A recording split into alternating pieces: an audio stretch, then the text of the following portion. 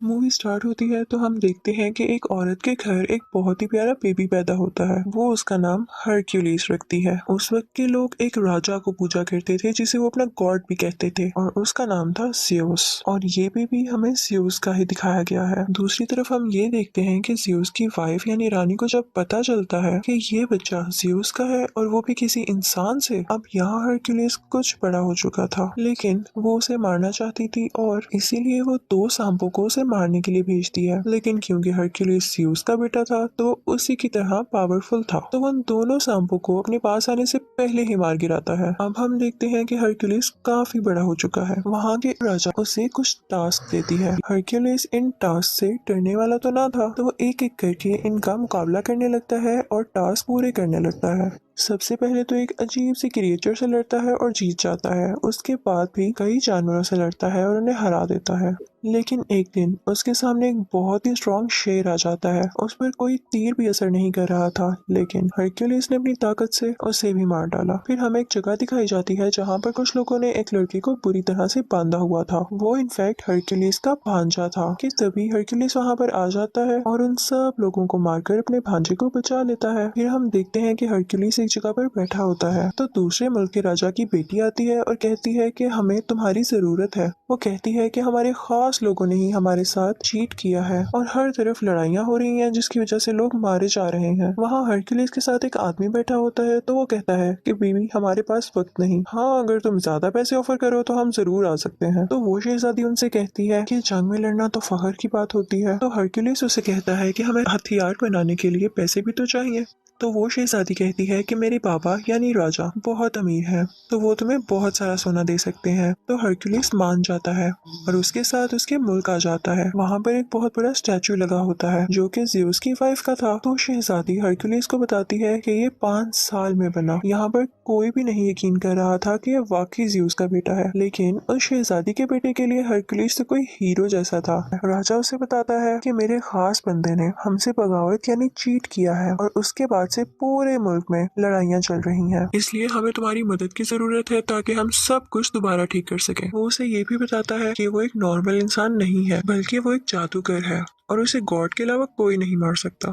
वो उसे ये भी बताता है कि उसकी सोल्जर की टीम में एक ऐसी क्रिएचर है जो आधा घोड़ा और आधा इंसान है। अब हरक्यूलिस की टीम में जो लड़की आई थी वो पूछती है कि ये क्रिएचर्स कहाँ पर होते हैं। तो राजा का एक आदमी बताता है कि हमने इन्हें ना तो देखा और ना तो ये जानते हैं कि ये कहाँ रहते हैं, हमने तो बस इनके बारे में सुना है। अब हम देखते हैं कि हरक्यूलिस और उसके कुछ साथी यहाँ के किसानों को फाइट सिखा रहे होते हैं क्योंकि इनके पास कोई भी आर्मी फोर्स नहीं थी। हरक्यूलिस उनसे कहता है कि तुम सब एक दीवार की शक्ल में खड़े हो जाओ और जैसे ही वो इस तरह खड़े होते हैं तो हरक्यूलिस का एक आदमी उनकी तरफ भागता हुआ जाता है और वो उनकी बनाई गई शील्ड यानी दीवार को तोड़ता हुआ अंदर भाग जाता है। हरक्यूलिस उन सबसे कहता है कि इतनी कमजोर दीवार, अगर इसी तरह रहा तो तुम लोग हार जाओगे। अब यहाँ हरक्यूलिस इन सब फार्मर्स को ट्रेन कर रहा होता है कि हमें पता चलता है कि कुछ लोग इनके मुल्क पर अटैक करने आ रहे हैं। जब ये बात हरक्यूलिस को पता चलती है तो वो जंग करने से मना करता है क्योंकि वो कहता है कि जंग के बाद हमारे पास कुछ भी नहीं रहेगा। लेकिन वहाँ का राजा कहता है कि हम जितनी जल्दी इन लोगों को खत्म करेंगे उतनी जल्दी ही हमारे मुल्क में सुकून हो जाएगा। अब रात में हम देखते हैं कि शहजादी का वही बेटा जो हरक्यूलिस को अपना हीरो मानता था वो उससे मिलने के लिए आता है। वो उससे कहता है कि मुझे आप बहुत अच्छे लगते हैं और मैं भी बड़ा होकर आपकी तरह ही बनूंगा। यहाँ हम देखते हैं कि हरक्यूलिस किसी जानवर के दांत का लोकेट अपने गले से उतार कर उस बच्चे के गले में डाल देता है। वो उसे बताता है कि ये मैं अपने बेटे को देना चाहता था लेकिन अब तुम्हें दे रहा हूँ। अब सब लोग उस तरफ जा रहे थे जहाँ पर इन लोगों ने दुश्मन राजा का मुकाबला करना था। रास्ते में ये लोग देखते हैं कि एक जगह पर कटे हुए सर लटके हैं। तो राजा उन्हें बताता है कि वो यहाँ पर हमसे पहले पहुंच चुका था और हमें डराने के लिए उसने यहाँ के लोगों को मार दिया। हरक्यूलिस कहता है कि हम यहाँ से पैदल जाएंगे और सब चलने लगते हैं। लेकिन हरक्यूलिस नोट करता है कि ये डेड बॉडीज आज की नहीं बल्कि कई दिन पुरानी है और ये उनके लिए एक साजिश थी उनका ध्यान इधर उधर करने के लिए। और तभी हम देखते हैं इनके चारों तरफ एक कबीले के कुछ लोग आ जाते हैं। हरक्यूलिस काफी हैरान होता है कि हम तो इनकी मदद कर रहे हैं और ये उल्टा हमें ही घेरे हुए हैं। फिर हमें पता चलता है कि दुश्मन राजा एक जादूगर था और वही इन लोगों के दिमाग को भी कंट्रोल किया करता था। यहाँ पर ये कबीले वाले हरक्यूलिस और उसकी टीम यानी साथियों पर हमला कर देते हैं। इन सब में बहुत लड़ाई होती है और हरक्यूलिस बहुत अच्छी तरह से इनका मुकाबला करता है और सबको मार गिराता है। अब यहाँ का राजा काफी परेशान हो जाता है क्योंकि उसके सिपाही मारे गए थे।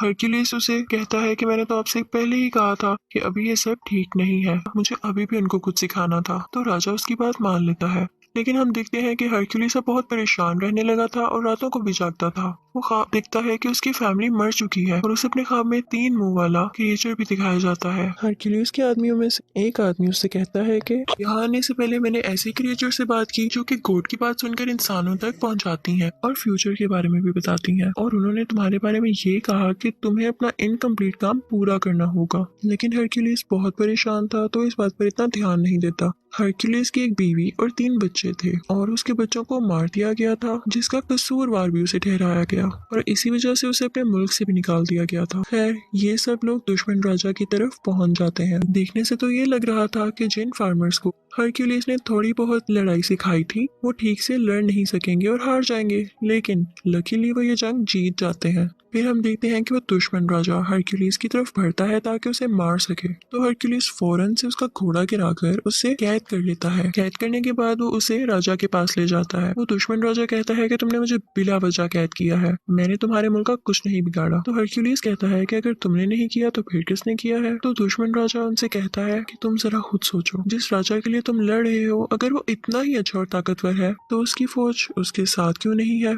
और उसे तुम्हारी क्यों जरूरत पड़ रही है। तुम जिसके लिए लड़ रहे हो वो इंसान ठीक नहीं है। रात को एक इवेंट होता है जिसमें राजा के सर पर ताज रखा जाता है क्योंकि उसने हर जगह कब्जा जो कर लिया था। वहीं पर उसका दुश्मन राजा भी बंधा हुआ था। सब उस पर हंस रहे थे, लेकिन राजा की बेटी यानी शहजादी जब ये सब कुछ देखती है तो उसे बिल्कुल अच्छा नहीं लगता। उसे उस दुश्मन राजा पर बहुत तरस आता है। हरक्यूलिस ये सब कुछ देख रहा था तो वो शहजादी के पास जाकर पूछता है कि ऐसा क्यों है, तुम्हारी आंखों में उसके लिए रहम क्यों आया। जो सच है तो मुझे बता सकती हो। वो बताती है कि जिस मुल्क का ये राजा है वहाँ का राजा मेरा शौहर था, लेकिन मेरे बाप ने उसे जहर दे दिया और खुद राजा बन गए, और ये राजा जिसे तुम लोग कैद करके लाए हो ये मेरे शौहर का खास आदमी था और इसीलिए वो मेरे बाप के खिलाफ हुआ और जंग शुरू होने लगी। वो कहती है कि इस समय उस दुश्मन राजा का कोई कसूर नहीं, बल्कि वो तो हमारा दुश्मन है भी नहीं। इस सब के पीछे मेरे बाप का हाथ है, लेकिन मैं अपने बाप के सामने इसलिए कुछ नहीं बोल सकी क्योंकि मेरा एक छोटा सा बेटा है जो कि अभी उनके कंट्रोल में है। और वो उससे कहती है कि मेरे बेटे को यहाँ से ले जाओ और उसे अपनी तरह की ट्रेनिंग दो। यहाँ राजा का खास आदमी आता है और हरक्यूलिस से कहता है कि आपको राजा ने याद किया है। अब हरक्यूलिस राजा के पास जाता है तो राजा उससे कहता है कि मैं बहुत खुश हूँ कि तुमने आम इंसानों और किसानों को अपनी जंग के तरीके सिखाकर उन्हें जितवा दिया, और देखो आज मैं राजा हूँ। अब आगे से वो लोग दूसरे लोगों को लड़ाई के तरीके सिखाएंगे और आहिस्ता आहिस्ता मैं पूरी दुनिया पर कब्जा कर लूंगा, और ये सब तुम्हारी वजह से हुआ है, तो क्या तुम मेरे खास आदमी बनोगे। हरक्यूलिस सुनकर मना कर देता है तो राजा कहता है कि ठीक है, जैसे तुम्हारी मर्जी। ठीक है, मैं तुम्हें सोना देता हूँ और उसके बाद तुम यहाँ से चले जाना, और मैं राजा बन चुका हूँ तो मुझे तुम जैसे लोगों की अब क्या जरूरत है। अब हरक्यूलिस और उसके साथी वहाँ से अपना सोना लेकर चल पड़ते हैं कि तभी वो देखता है कि उसके आसपास गांव के लोग खड़े हैं। वो लोग काफी उदास दिख रहे थे। दरअसल वो नहीं चाहते थे कि हरक्यूलिस जाए क्योंकि हरक्यूलिस ने उन्हें रहने के तरीके जो सिखाए थे। हरक्यूलिस जैसे ये देखता है वो अपने सोने की थैली फेंकता है और कहता है कि मैं यहीं रहूंगा क्योंकि यहाँ के लोगों को मेरी जरूरत है। हरक्यूलिस का एक साथी कहता है कि आप क्या कर रहे हैं, हमें अपना सोना मिल चुका है और हमें यहाँ से निकलना चाहिए। लेकिन हरक्यूलिस के बाकी साथी भी अपना सोना फेंक देते हैं और हरक्यूलिस के साथ ही रुक जाते हैं, सिवाय उसी एक साथी के। वो अपना सोना लेकर वहाँ से चला जाता है। अब हरक्यूलिस के साथी सीधा राजा के कमरे में आते हैं, लेकिन राजा के आदमी इन सबको घेर लेते हैं। यहाँ शहजादी और उसका बेटा भी होते हैं। अब राजा का खास आदमी उसे बताता है कि आपकी बेटी हरक्यूलिस को कह रही थी कि मेरे बेटे को अपने साथ ले जाओ। ये सुनते ही राजा अपनी बेटी से उसके बेटे को छीन लेता है। यहाँ पर राजा का एक आदमी हरक्यूलिस पर अटैक करता है जिससे वो बेहोश हो जाता है, और जब उसे होश आता है तो वो देखता है कि वो बड़ी बड़ी जंजीरों से बंधा हुआ है। और तभी वहाँ पर उस मुल्क का राजा आ जाता है जहाँ पर हरक्यूलिस बड़ा हुआ था। हरक्यूलिस ने हमेशा उसका साथ दिया और उसके लिए कई जंगें लड़ी, लेकिन यहाँ पर इसने भी चीट किया और उसी बुरे राजा के साथ एग्रीमेंट कर लिया कि हम मिलकर दुनिया पर कब्जा करेंगे। वो अपने साथ 3 भेड़िए भी लाया था और उनकी आवाज बिल्कुल वैसी थी जैसी हरक्यूलिस को ख्वाब में आया करती थी। वो सोचता है कि जब मेरी बीवी और बच्चों की डेथ हुई तब भी सेम ऐसी आवाजें मुझे आती थी, तो इसका मतलब इसके पीछे भी इन्हीं का हाथ था। हरक्यूलिस उनसे पूछता है कि आखिर तुम्हारा ऐसा करने के पीछे वजह क्या थी। तो उस मुल्क का राजा जहाँ हरक्यूलिस बड़ा हुआ था वो हरक्यूलिस से कहता है कि मुल्क के राजा हम थे, लेकिन तुम्हारे कारनामों और बहादुरी की वजह से सब लोग तुम्हारा नाम क्यों लेते थे। हमारे पास इसके अलावा और कोई ऑप्शन ही नहीं थी और हम तुम्हें भी नहीं मार सकते थे, और हमने इल्जाम भी तुम पर इसीलिए लगाया था कि उस मुल्क के लोग तुमसे नफरत करने लग जाए और सिर्फ हमारा नाम लें। ये सुनकर हरक्यूलिस को बहुत गुस्सा आता है, लेकिन जंजीरों से बंधा होने की वजह से वो नहीं हिल पाता। अब यहाँ हम देखते हैं कि वो राजा सबको एक एक करके मारने का प्लान कर रहा था, और इसके लिए सबसे पहले वो अपनी ही बेटी को मारने लगता है। ये देखकर हरक्यूलिस घबरा जाता है, तो उसका साथी उससे कहता है कि तुम कर सकते हो, अगर तुम हिम्मत हार गए तो हमारा क्या होगा। ये सुनते ही हरक्यूलिस में काफी हिम्मत आती है और वो उन जंजीरों को तोड़ देता है और खुद को आजाद कर लेता है।